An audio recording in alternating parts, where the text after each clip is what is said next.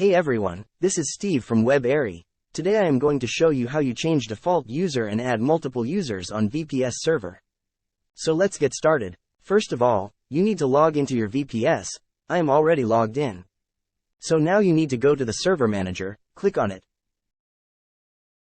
Now go to the tools, and then computer management. Okay, over here, go to the option local user and group, then go to new users. And you will see the list of users which is available in this VPS.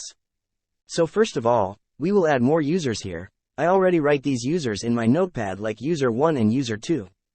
Always write the user credentials first in notepad, then copy paste the same and make sure there is no space. And another very important thing, you need to verify if the option, user must change the password on next login is already enabled.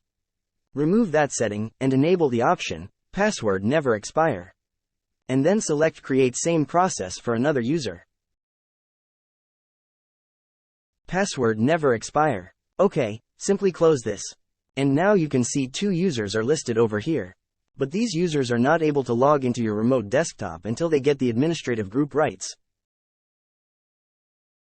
Okay, so now you need to double click on it. Go to the member of select, add over here, click advanced find now and add this administrator group to this user. So now this user 1 can log into the VPS as well. Same procedure apply for the user. Number 2, now go to administrative user. You have an options that you can disable this administrative default user as well. You can click account is disabled. So nobody can log into VPS using administrator user, which is default.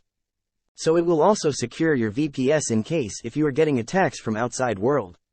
So you can disable that administrator user after creation another user. One more thing, which I would like to mention here, that when you create multiple user on the VPs, by default only 2 users at a time can log into the VPS.